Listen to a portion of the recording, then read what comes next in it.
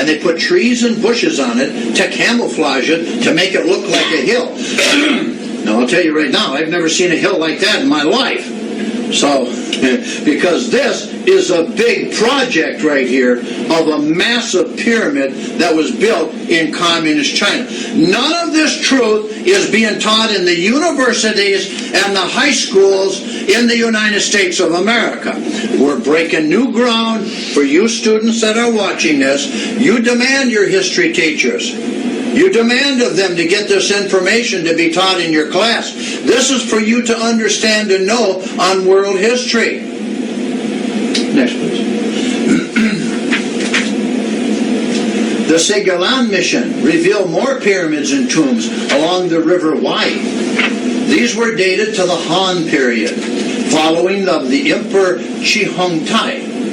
As these were relatively recent pyramids, the scientists did want to entertain the notion that these burial hills might be pyramids. But as forementioned, there were rumors of taller and more ancient pyramids in China. Well, in 1912, Fred Mayer Schroeder and Oscar Mammon traveled to Shinxi. They not only dealt in tobacco and candles, but also supplied the Mongolians with weapons.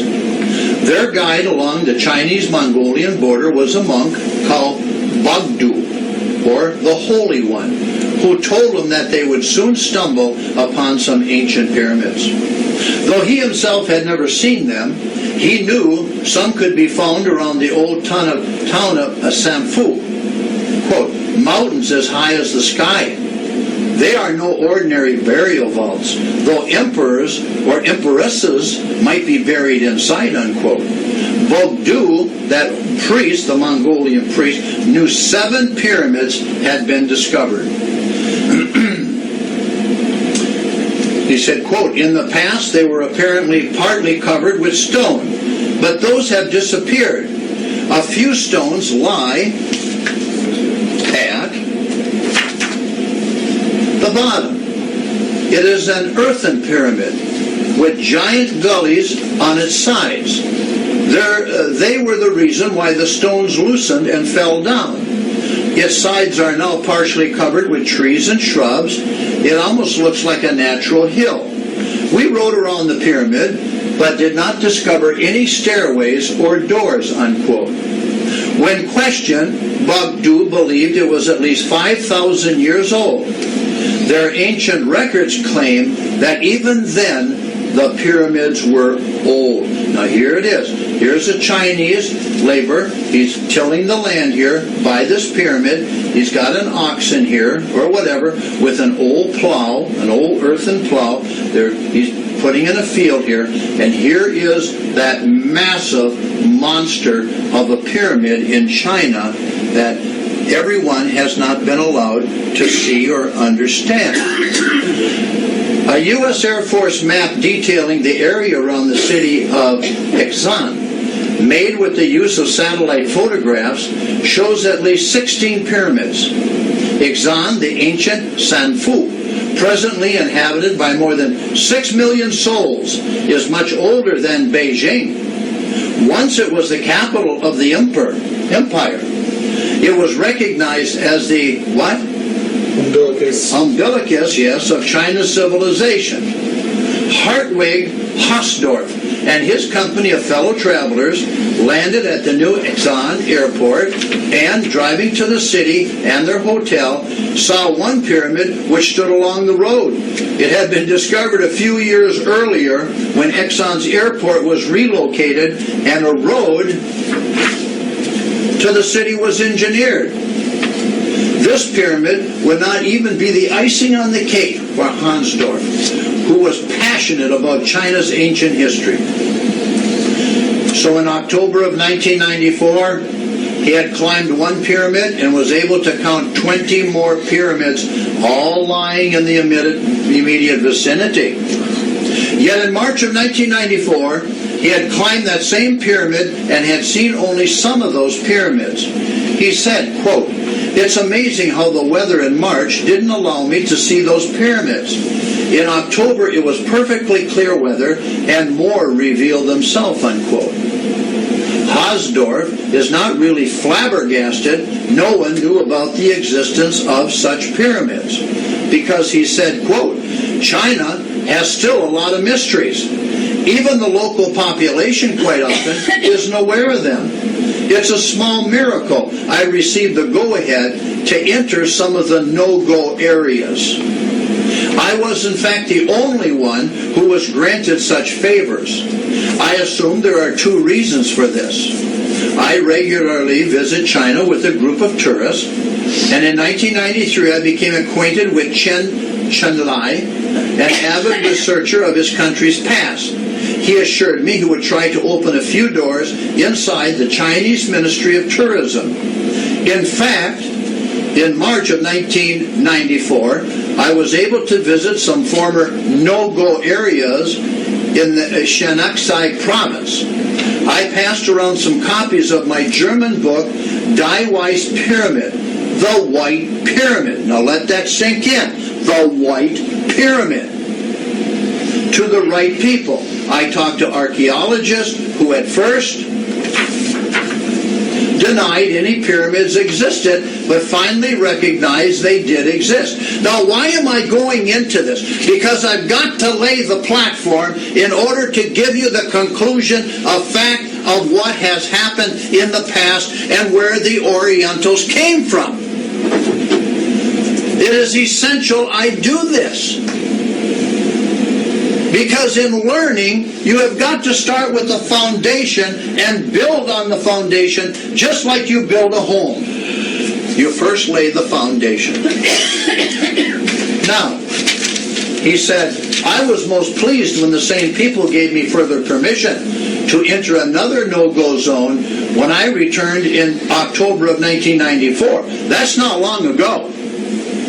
I never expected any of this would happen to me, but it seemed to have had happened eventually. Following decades of rumors, someone had to clear the picture, unquote.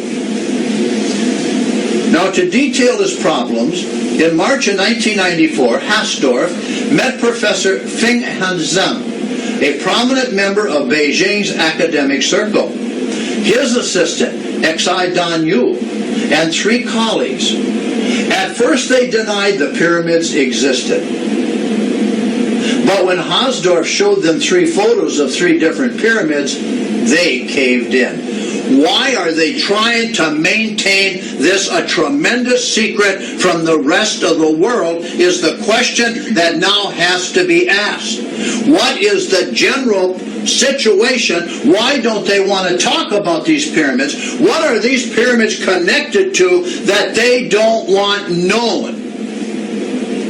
This is what we're going to have at the very end of this teaching.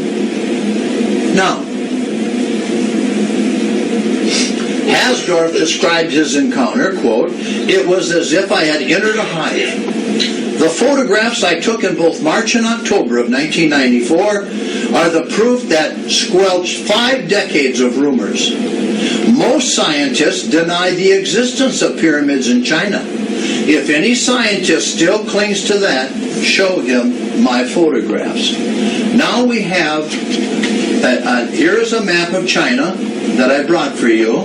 Okay. Here is Mongolia. All right. Remember, these are Mongoloids now. The Asian race is Mongoloids. All right. And here is Xishan. Here is the little red circle right here that we're talking about in China. Next, please. Still, China will not give up all its mysteries that easily. Several pyramids probably remain undiscovered, their existence perhaps even unknown to the Chinese scientists. One mystery, however, definitely lingers on. At the end of the Second World War, pilot James Gossman had to adjust his course due to engine problems. He tried to reach his base in Assam, India, having dropped off supplies inside China. As he turned around one mountaintop, a giant pyramid rose in the valley in front of him. It was white, made out of metal or stone. The Great Pyramid in Giza was also built of shiny stones in Egypt. And they said at high noon, with the sun over the pyramid in Egypt, if you were standing on the moon, you could see the reflection. It was that bright.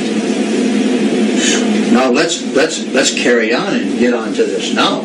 So here we have now a giant pyramid, again, by a Second World War pilot, James Gossman, all right?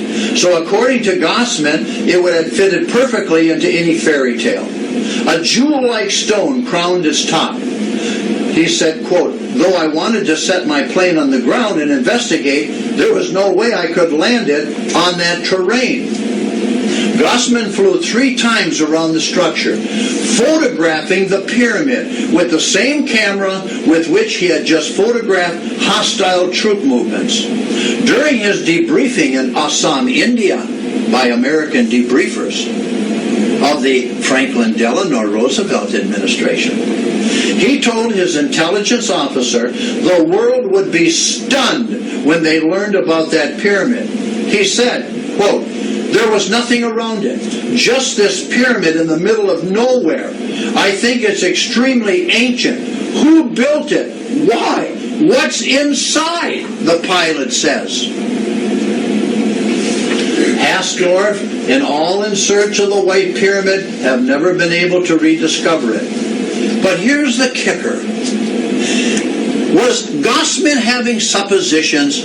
Was he having some kind of a mental problem and the sun was shining too much in the cockpit? Was he being delusional? What was the problem?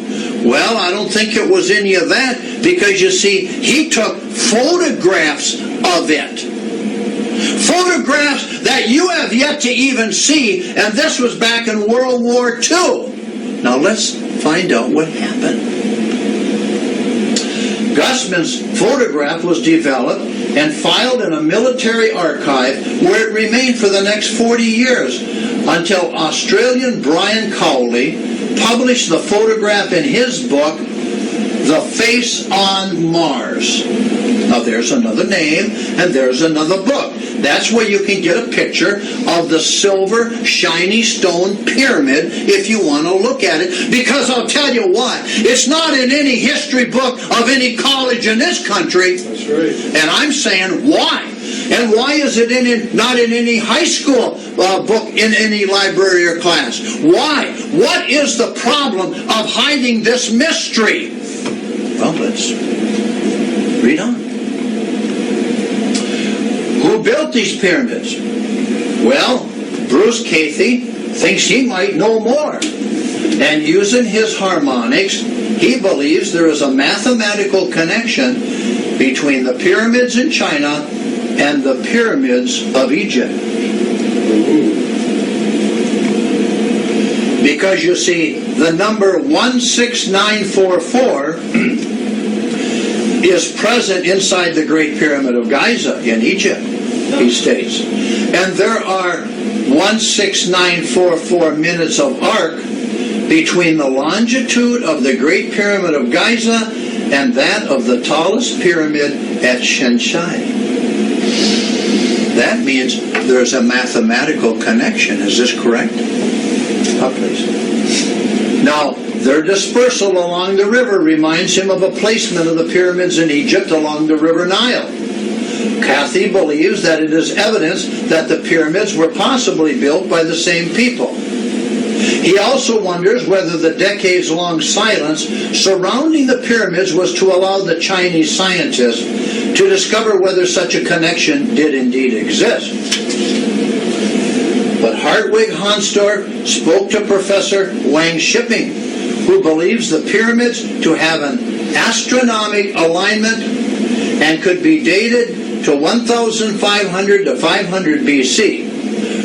Records of that time speak of the emperors, because, you see, now we're going to come down to the nitty-gritty here, because you see, records, do you see this word right here? And Professor Wang Shipping, okay, he says something about an astronomic alignment of and records of that time speak of the emperors, Mongolian Oriental people, race.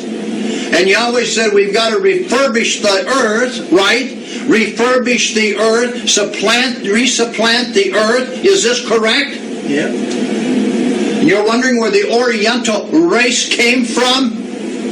Is this what we're here? This is what I'm discoursing on today with you. Because the records of China of that time speak of the emperors, these are the rulers, right, Don? Of that Oriental Mongolian race, descending from heaven in flying dragons.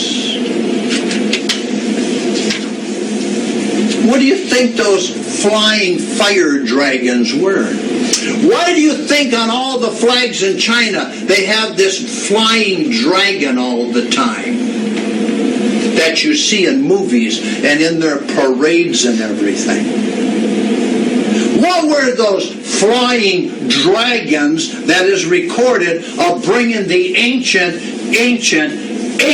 emperors of what we call China in that area today to this earth? What were they? They were flying machines.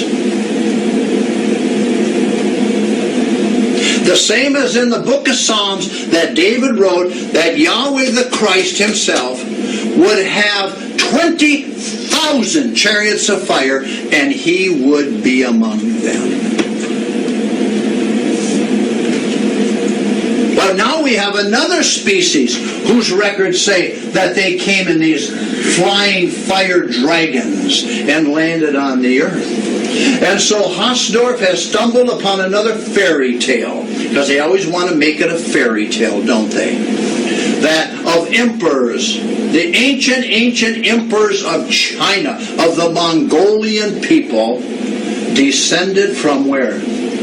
From heaven, from the stars. Just like the Dropa people did also. Which scientists think is impossible. That's because they don't open up their pea brains and understand that this earth was void and without form and was not habited. And Yahweh said, let us refurbish, restore the earth. Is this correct? Yes. This is where the Oriental race descended from. This is where they came from. They came from space onto this earth through fiery dragons, airships.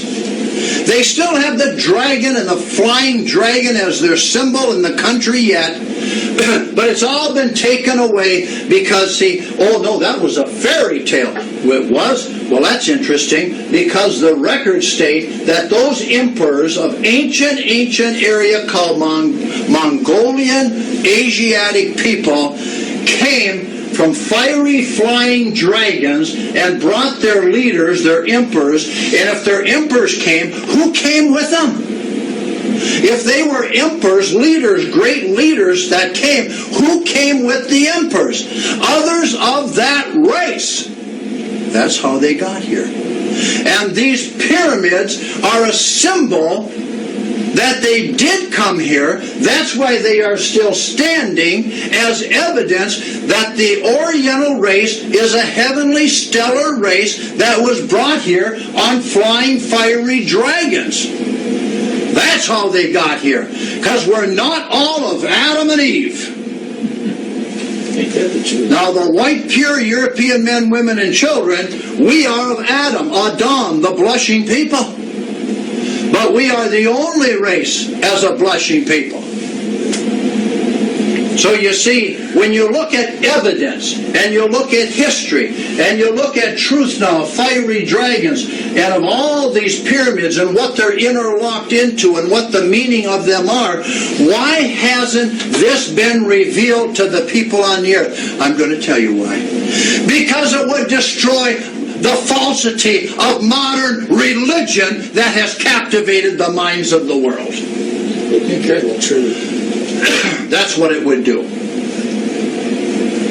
So you see, you students out there, you're going to be learning something new today that you haven't been privy to, that you had a right to be privy to. Because everything is for you to know and understand. And if truth is truth and knowledge is knowledge, then that truth and that knowledge should be for you to learn and understand. But you see, it's all breaking apart. Everything's being revealed in the latter days, in the very end time. And that's why all two-legged species, we'll call them humanoids, just to put a common word up, though we're not all the same. DNA proves that. Skull factors prove that. Muscle tonement prove that. A lot of things prove it. The DNA of individual two-legged species prove that, okay? What they are extremely fearful about is that modern religion, now let me emphasize this, all modern religion of any kind is a fantasy, and it is the true fairy tale that has captivated the minds of the people on the earth and held them in subjugation of diversity, equality, and every other form of garbage and lie that you can imagine. So with that, what we have here now is more knowledge that you have.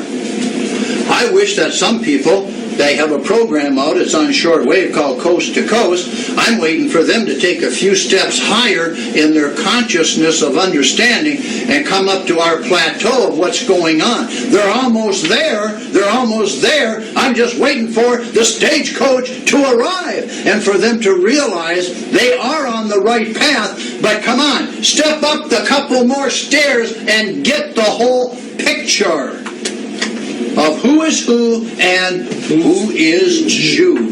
And the Jew are the children of Satan. As Yahweh the Christ told you point blank, couldn't make it any simpler in John 8:44. He told you they were not of him, they were not of God in John 8:47. What does it take for you to wake up to what's going on? So, with that, the mysterious race of the Orientals. It's no longer a mystery now, is it? No. And it's no longer a mystery to where they came from, is it? And it's no longer a mystery of their great pyramids in China that they've been secretly trying to keep from the people, as well as the pictures and all other information. And where their original emperors came from, they came from the flying fiery dragons that landed not only with the emperors, but with their race on planet Earth. I'm Dr. James P. Wickstrom, P.O. Box 308, Linwood, Michigan 48634. My blog site is www.jameswickstrom.com. U.S. of A. It's Saturday, September 17, 2011. Praise Yahweh the Christ. Let truth be proclaimed across the land. That's right. Thank you very much and have a wonderful day.